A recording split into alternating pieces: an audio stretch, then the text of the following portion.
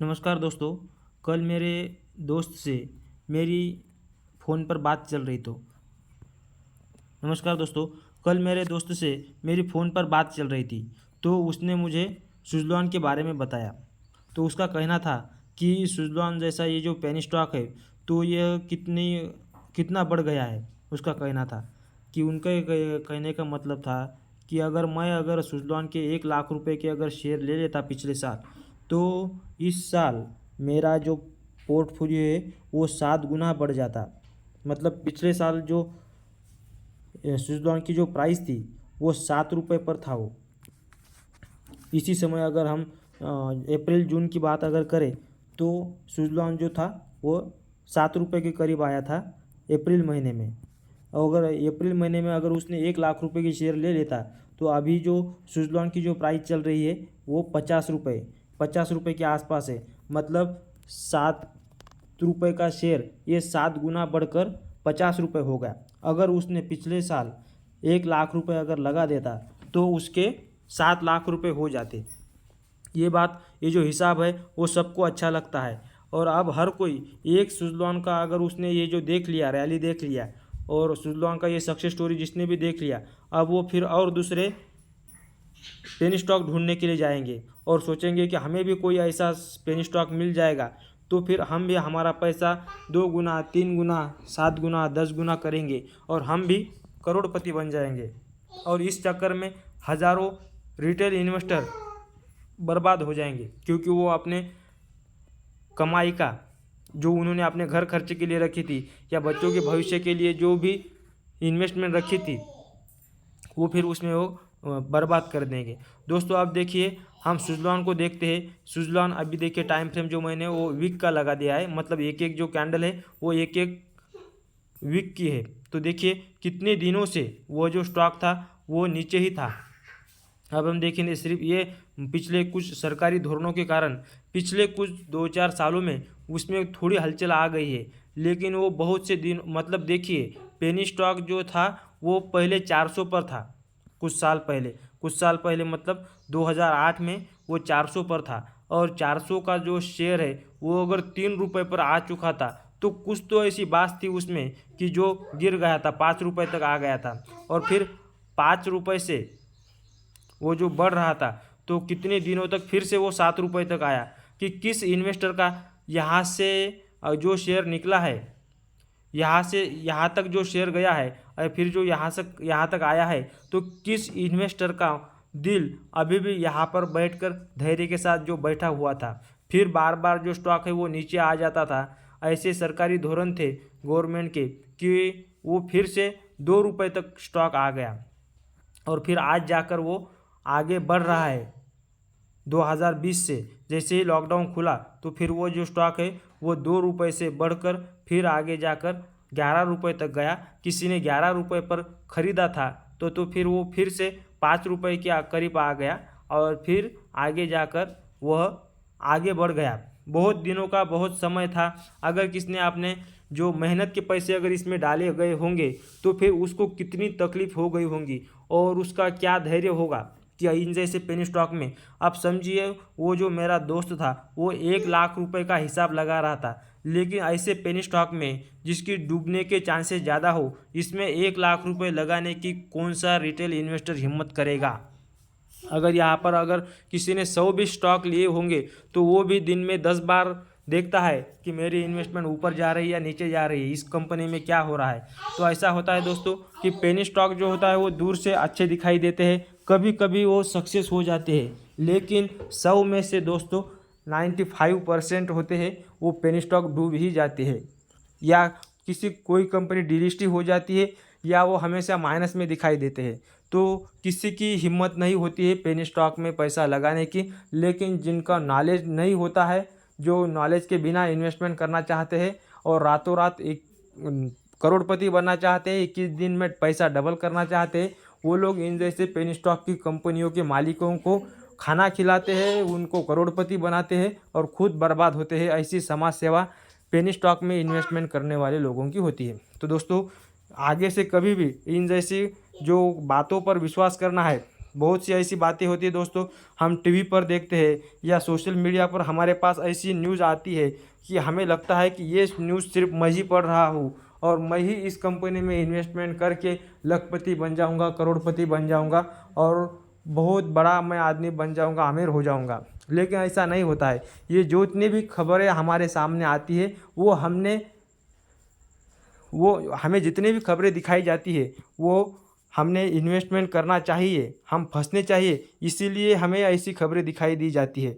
और फिर जैसे ही हम उस स्टॉक में एंटर हो जाते हैं, जैसे कि यहाँ पर कुछ खबर आई होगी तो किसी ने इसमें इन्वेस्टमेंट किया होगा, यहाँ पर खबर आई, यहाँ पर इन्वेस्टमेंट किया, यहाँ तक गए, फिर यहाँ पर खबर आई, फिर कुछ लोगों ने वहाँ पर इन्वेस्टमेंट किया और जो बड़े बड़े लोग हैं वो यहाँ से बाहर निकल गए, फिर से वो स्टॉक नीचे आ गया, फिर उन लोगों को प्रॉफिट हो गया, फिर उन लोगों ने क्या किया, फिर यहाँ से खबरें बताई दी सोशल मीडिया पर, बहुत से लोग इस स्टॉक की तरफ आकर्षित हो गए और फिर से वो स्टॉक है आगे बढ़ गया। फिर यहाँ से जो लोग हैं, जो बड़े बड़े प्लेयर हैं जिनके हाथों में इस स्टॉक के मेजर शेयर है, तो वो लोग यहाँ से बाहर निकल गए और फिर जैसे गरीब लोग फिर नीचे आने के बाद जो रिटेल इन्वेस्टर है वो यहाँ पर उनको बाहर निकलने का चांस होता है, फिर यहाँ से वो हार जाते हैं कि अब ये स्टॉक नहीं बढ़ने वाला।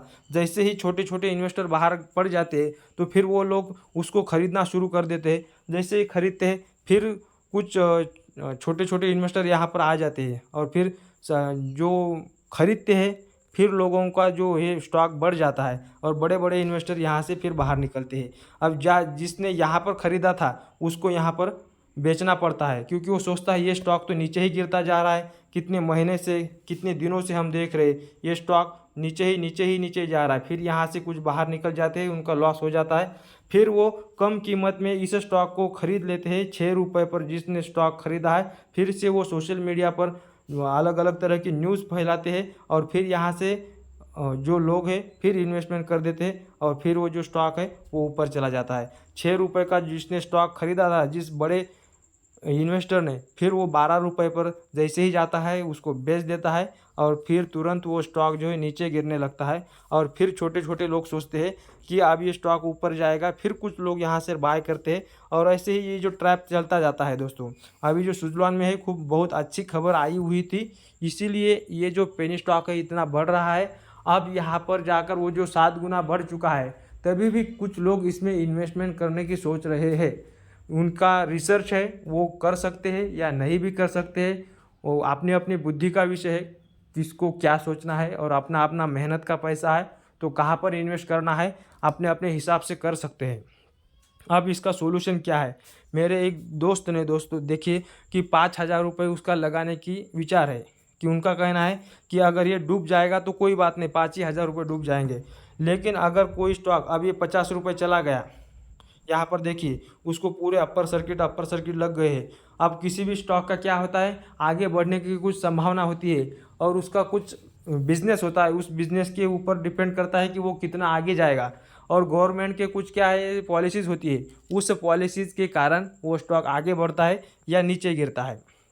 जैसे ही वो पॉलिसी बदलती है तो फिर वो इन्वेस्टर जिनको समझ में आता है वो अपना पैसा झट से बाहर निकाल देते हैं और रिटेल इन्वेस्टर वैसे ही बैठे रहते हैं कि उनको लगता है कि मैंने बहुत अच्छा रिसर्च किया है, फिर जाकर मेरा स्टॉक आज न कल तो आगे बढ़ ही जाएगा। लेकिन जैसे ही नीतियाँ बदल जाती है तो यहाँ पर जैसे कि हमने पिछली बार देखा कि वो 400 रुपये पर जो स्टॉक था ये सुजलॉन एनर्जी, फिर वो नीचे जैसे गिर गया, अभी वो 400 रुपये जाने के लिए उसको कितने सालों तक प्रयास करना पड़ा था। अब देखिए यहाँ पर वो कभी तो 400 रुपये पर गया था, वो 2008 में 2008 का जैसे ही रिसेशन आ गया तो फिर वो 2 रुपये तक चला आ गया था। 400 रुपये कहा और 2 रुपये कहा, अब अगर उसको 200 रुपये से 400 रुपये पर जाना है, जो सोच रहा है कि जाएगा, तो उसका कितना पेशेंस रखना पड़ेगा और उस कंपनी को भी कितना एफर्ट करना पड़ेगा, कितना अपना बिजनेस बढ़ाना पड़ेगा। उससे अच्छा है दोस्तों मैं ये कहूँगा कि अभी मैंने भी अगर सुजलॉन लिया होता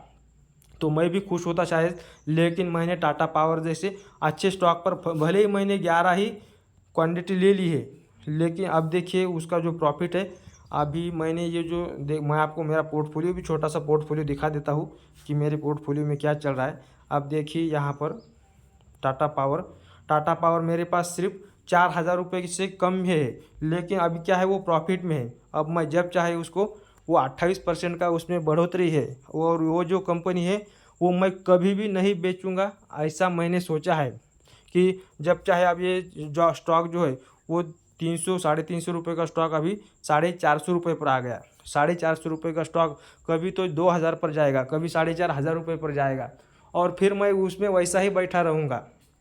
और अगर मेरे ऊपर कोई फाइनेंशियल संकट नहीं आता है तो मैं उसको कभी भी नहीं बेचूंगा, क्योंकि मुझे गारंटी है कि टाटा पावर जैसी जो कंपनियां हैं वो कभी डूबेगी नहीं है, क्योंकि उनका काम जो है वो आगे बढ़ने वाला है। जो मैंने उसका फंडामेंटल एनालिसिस किया था, जैसे कि मैंने वो 4,000 रुपये डी मार्ट में डाल दिए तो अभी वो 25% पर है।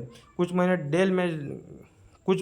जेल में डाल दिए तो वो भी 70% क्या उसने ग्रो दिया है। मैंने कुछ पैसे गोल्ड में डाल दिया है, गोल्ड तो कभी नहीं डूबेगा, इसके ऊपर तो सभी की गारंटी है। अब सबसे महत्वपूर्ण मैंने जो अच्छा जो किया था, मैंने 2,500 रुपये पर ये HAL खरीदी किया था, लेकिन अभी मैंने उसका प्रॉफिट बुक किया था 5,300 रुपये के ऊपर। फिर जैसे ही नीचे आया वो एग्जिट पोल के बाद, फिर मैंने उसको 5,000 रुपये पर उसको बाय कर दिया। ऐसे ही स्टॉक पर मैंने बैठा हूँ। कभी कभी किसी स्टॉक में मेरी इन्वेस्टमेंट कम है, लेकिन मेरी समझ के कारण मैंने बहुत से स्टॉक को 50% के प्लस प्रॉफिट बुक किया है। लेकिन कभी कभी कैसा है, अपने पास ज़्यादा इन्वेस्टमेंट नहीं है, पैसे नहीं है, इसीलिए छोटे छोटे स्टॉक। अभी ये देखिए ट्रेंड का उदाहरण देखिए, मैंने ट्रेंड वो बढ़ता ही जा रहा था, मेरे पास पैसे कम थे तो मैंने सिर्फ एक ही लिया था। अब वो 3,000 रुपये पर जो लिया था, अभी वो जो है वो 5,200 रुपये टच करके नीचे आया हुआ है। वो ऐसी जो कंपनी में अगर हम इन्वेस्टमेंट करेंगे, चाहे एक ही स्टॉक ले ले, तो एक ही स्टॉक ऐसे सुजलॉन जैसे 100 स्टॉक या कुछ पेनी स्टॉक जो होती है FSC वगैरह ऐसे जो कंपनी की जो हमें सोशल मीडिया दिखाता है, उससे अच्छा है कि इन कंपनियों में हमारा पैसा लगाया जाए और उस पैसे को हम ट्रैक करते रहे, तो हमारा पैसा ज़रूर बढ़ेगा। तो दोस्तों, ये जो कंपनी है SBI जैसी, निफ्टी 20, ये HAL जैसी, टाटा पावर, टाटा स्टील, ये कंपनियां डूबने की संभावना बहुत कम है। TCS जैसी, ट्रेंट, ये पूरे टाटा ग्रुप की जितनी कंपनियां हैं, तो इसमें मैं पैसा लगाने का प्रयास करता हूँ। ऐसी ब्रांडेड कंपनियों जो निफ्टी 50 में है वो कम थोड़ा रिटर्न देगी, लेकिन हमारी जो इन्वेस्टमेंट है वो पूरी तरह से सेफ रहेगी। तो कोई भी रिटेल इन्वेस्टर है, उसको अगर इन्वेस्टमेंट करना है तो इन बातों पर ध्यान देना है कि हमें फंडामेंटल एनालिसिस सीखना है। अगर हमें नहीं आते हैं तो इन जो कंपनियां, बड़ी बड़ी कंपनियां हैं निफ्टी 50 में, जिन कंपनियों का वेटेज है, उन कंपनियों में अगर हम इन्वेस्टमेंट करेंगे तो हमारी डूबने की संभावनाएं कम होती है। अगर आपको कुछ भी समझ में नहीं आ रहा है तो सबसे बेस्ट ऑप्शन जो है वो निफ्टी 20 है। आपके जो भी एप्लीकेशन है उसमें निफ्टी 20 सर्च कीजिए और उसमें इन्वेस्टमेंट कर दीजिए। भारत की जो टॉप 50 कंपनीज है, 50 कंपनियों में आपके 250 रुपये लगा दिए जाएंगे, और एक ही बार में 50 कंपनियां कभी भी डूबेगी नहीं।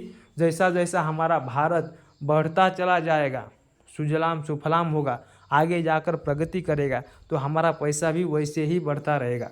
आप हर इसके ऊपर हम आगे की वीडियो में बात करेंगे, तो आप इस चैनल को सब्सक्राइब करके रखिए। अगर आप नए इन्वेस्टर हैं तो हम निफ्टी 20 के बारे में बहुत सी अच्छी बातें जानेंगे, जिससे आप इसमें इन्वेस्टमेंट करके रिलैक्स सो सकते हैं। तो दोस्तों, इस छोटे से वीडियो में मैंने आपको पेनी स्टॉक क्यों नहीं खरीदनी चाहिए, कोई एक ही पेनी स्टॉक बढ़ता है तो हम हज़ारों पेनी स्टॉक में फंसते हैं, तो इस बारे में चर्चा की। और इन्वेस्टमेंट करना है तो किन कंपनियों में करना है, इसके बारे में चर्चा की है। दोस्तों, अगर ये छोटा सा वीडियो आपको अगर पसंद आया है तो इस चैनल को लाइक, शेयर, सब्सक्राइब अवश्य करें। पूरा वीडियो धैर्य के साथ सुनने, देखने, समझने के लिए दिल की गहराइयों से मैं आपका बहुत बहुत आभारी हूँ। Thank you very much.